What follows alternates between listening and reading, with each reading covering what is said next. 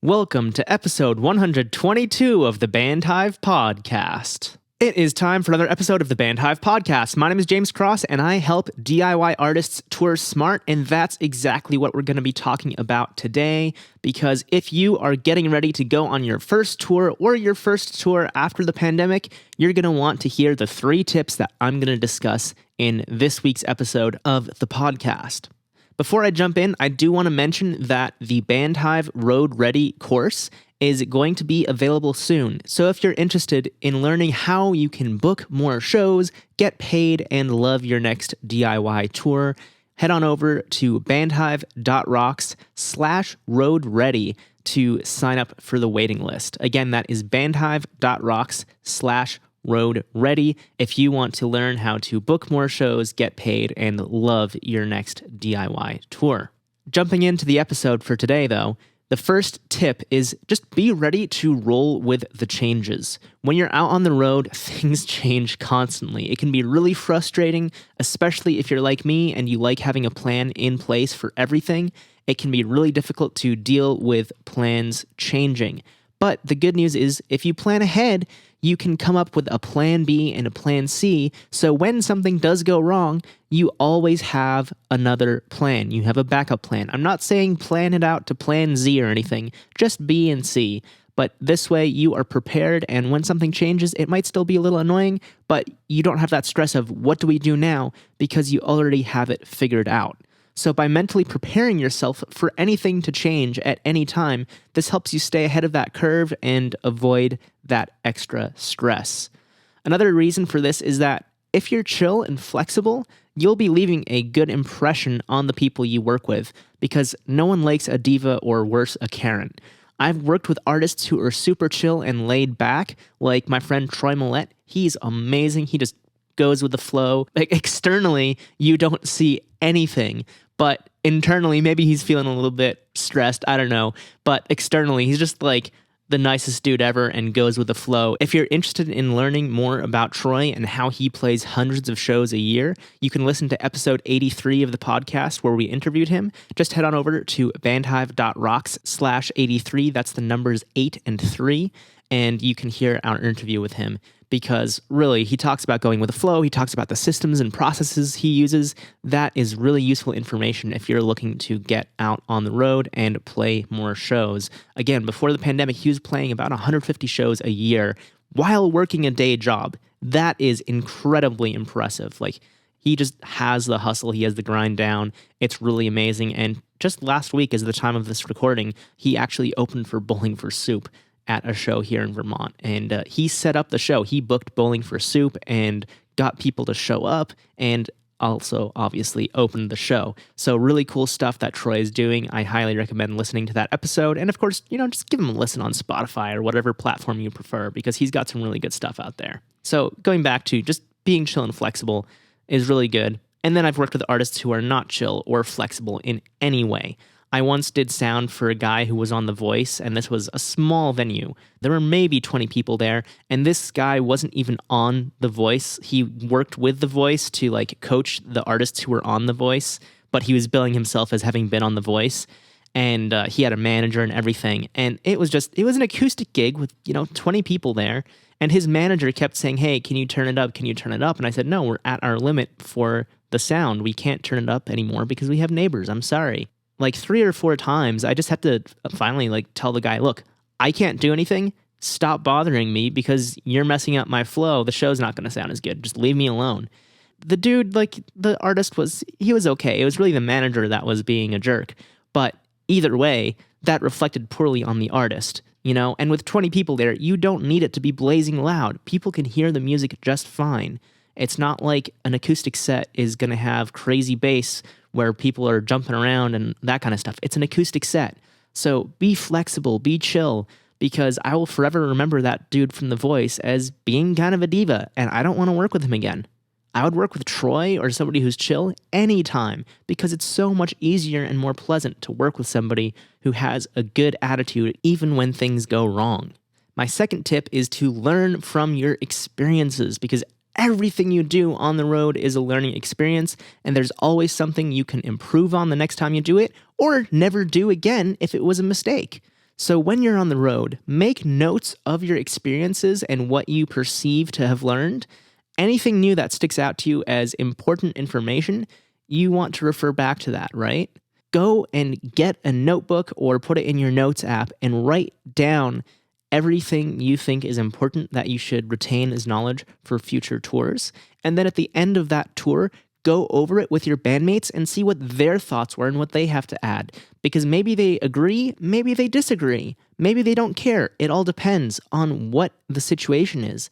But talking it over with your band is a really good way to see what worked and what didn't. And make sure you're not just in a bubble where you think something was great and everybody else says, nah, not really. Or the other way around, you thought something wasn't so good and the rest of the band loved it and your audience loved it. So go over this with your bandmates and make sure that you're all on the same page. Because ultimately, if you can build your knowledge every tour you do, then your future tours will be bigger, better, and easier to handle. It's all about learning from your experiences. I've worked hundreds of shows, and every single show I worked, I learned something new.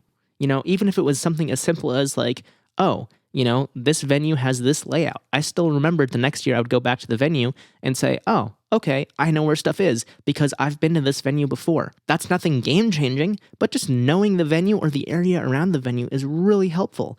Especially, if you're doing tours where you're not driving yourself and you're not really familiar with the area because you just, you show up at the venue and then you're there. It's really good to know what is around you. So when you go back the next year, oh, this venue that we're going to be at tomorrow, there's a grocery store across the street. We can get some groceries. Or, oh, this venue, they have vegan pizza right around the corner. We can get vegan pizza. Like all of that stuff really adds up. And a lot of the times when I was on the road, there would be places that I would go back to because I knew, hey, in this city, I can go eat here and it's really good. So I would go back to that specific spot because I'd been there the year before. And it was just easy to say, hey, this is around the corner from the venue, so I can make it there. And that's just, non-show stuff. As far as show stuff, there were security people that I met at one venue in Dallas, Texas. I met a security guard my first year on Warped Tour, and he was in the same spot the next year I went back. And then the third year, he was again at that same spot. So he must have been a supervisor or something because he was always guarding that same gate. But I knew him, and by the third year, we knew each other. So I'd be like, oh, hey, what's up, man? I don't remember his name, unfortunately. It's now been 8 years since the first time I was there. But he was super chill. We'd chat a little bit about how life had been, and then I would go on with my day.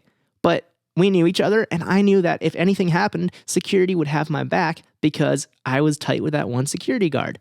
It's all about establishing those relationships, and especially at smaller clubs, a lot of times you're going to be working with the same people over and over because they don't have the same massive staffing that larger venues do. So unless they have some turnover internally, you're going to talk to the same bartenders, the same sound people, the same security staff. All that is going to be relatively the same if you go back and play there again. So learn the people's names. Learn stuff about the venue. Learn about what makes your set good or not good. Learn about how to mix your monitors if you're mixing your own monitors. Learn the basics of mixing front of house in case there's no front of house engineer. These are all valuable skills, and by picking up on what is going on around you and making note of these things, you will be far better off. Tip number 3 is don't stress yourself out. This can be really difficult for people if you're anxious about the tour or just in general stressed because it's a new situation. And, getting stressed on tour is easy. It just happens. Like, it comes naturally for most people. I remember one year I was on Warped Tour and we did this thing on my team called Highlights and Challenges. I would just always have a good day and I'd be like, oh, highlight, the weather was really nice. It was a beautiful day. Like, this was great. Challenge. I think the worst thing that ever happened to me as far as challenges was I stepped in gum. And I remember that day, somebody else on the team said, James, you always have such a good day. The worst thing that happened to you was you stepped in gum. And I'm like, yeah, I stepped in gum. That was really annoying. Like, that's the worst thing that happened to me all tour so far. And so, a lot of people on the team got really stressed about it. And I was just like, okay, whatever. Like, somebody yelled at me, whatever. Like, I don't care. I let it bounce off. I stepped in gum, though. That messed up my day because I had to spend 20 minutes cleaning the gum off the bottom of my shoe with a stick. I didn't want to be sticking to the ground all day. That was honestly annoying. People being stupid I can walk away from. Gum, Not really. I mean, I can walk away from it, but that sticks. That was annoying. And so other people were so stressed out, and I was just like, chill, whatever, it's fine. So being less stressed means you can enjoy your tours more. That's why I always had good highlights when we were doing those highlights and challenges. I was excited about going out and having my day on the tour. Like, that was fine. If you're less stressed, you'll also be able to put on a better show because you have a clear mind. Obviously, you don't want to be stressed, and this goes back partially to point number 1, being ready to roll with changes. Like, if you go with the changes easily, there's less stress. But, obviously, managing a tour means you have to stay on top of a lot of things, and having all that stuff in your mind can really stress you out just by itself. I know from before I used these tools that I'm going to mention, I was always stressing out about, I have to remember to do this, I have to remember to do that, all these things I have to remember. Now, I just use apps like Todoist and Trello to unload my mental burden of anything that I don't need to actively remember. So Todoist helps me keep track of all the tasks that need to be done, and Trello lets me track the progress of each show that I'm working on. Todoist is a great to-do tool. It's a lot more powerful than Apple Reminders or other similar apps, and it actually syncs with your Google Calendar, and it can block stuff out if you want it to, or it can not block stuff, depending on how you set it up. I've been using it for about 4 years, and it literally controls my day-to-day work. It's the easiest way I've found to stay on top of what I have to do on a day-to-day basis. Super easy. I can add stuff via my Amazon Echo. I can add stuff via my phone. I can add stuff on my computer. It's all synced. It's super, super easy. And there's a free version. Like, I highly recommend it. I have the paid version, which is, I think, $36 a year. But if you don't want to shell out $36, that's fine. The free version is going to do pretty much everything you need. I remember when I was using the free version, I don't think there was anything really that was frustrating to me except one minor feature, and that's why I paid the $36, but it's not something I really absolutely needed. It just made my life a little easier. On the other hand, Trello is a totally different beast from Todoist. It lets you track projects because it is a project management tool. So you can have what's called a Trello card, and that is essentially a project, whether it's a show or a song. You can use it in all kinds of different ways, but the way I would use it for a tour is each show has its own card, and then there are subtasks for things like initial outreach, book the show, do the advance, play the show, settle the show, which means getting paid. All that stuff adds up, and there's a lot more. I think there's like a 15 or 20 step process that I have in the template that I created for this. So you can go and make a Trello card, use it as a template, and then every single show you book, you have a card, or every single show you want to book, I should say. That way you never forget anything and you make sure it's all done for every single show, because you can look at these cards and say, this is what still needs to be done. It's a really amazing tool for that. So using this combination of a task management tool and a project management tool lets you move work from your brain to an app so you can have a lighter load, be less stressed, and enjoy more time on the road. I really hope that these 3 tips are going to help you on the road. If you've toured before, I also want to hear what are your top 3 tips. You can let us know in the Bandhive Facebook community, either by searching for Bandhive on Facebook or by going to bandhive.rocks/group. There will be a thread for this episode. Just drop a comment and let me know what are your top 3 tips, because I would love to hear them. That does it for this episode of the Bandhive podcast. Thank you so much for tuning in and listening. I really appreciate it, and I also really hope that these 3 tips have helped you to kind of wrap your head around what is required for touring and what will make you a more effective tour manager for your band and just less stressed in general. Like I said at the start of the episode, Road Ready will be available soon. It is designed to help you book more shows, get paid, and love your next DIY tour. Visit bandhive.rocks/roadready to join the waitlist and get a heads up when the course is available. I highly recommend it. It is going to be so useful for any artist who wants to go hit the road and doesn't already have years of experience tour managing themselves. This course really takes what is done at the top level and adapts it to be used by DIY artists, so you can have a leg up over the competition who's just kind of winging it and has no idea what they're doing. You will be that band out there who has the knowledge, skills, and systems in place to book more shows, get paid, and love your next DIY tour. And that way you will be noticed by people in the industry because you're taking yourself seriously and you actually know what you're doing. So again, visit bandhive.rocks/road-ready. I really hope to see you in the course because I think it will be extremely useful for you. We'll be back with another brand new episode of the Bandhive podcast next Tuesday at 6 a.m. right here in your favorite podcast app. Until then, I hope you have a great week, stay safe, and of course, as always, keep rocking.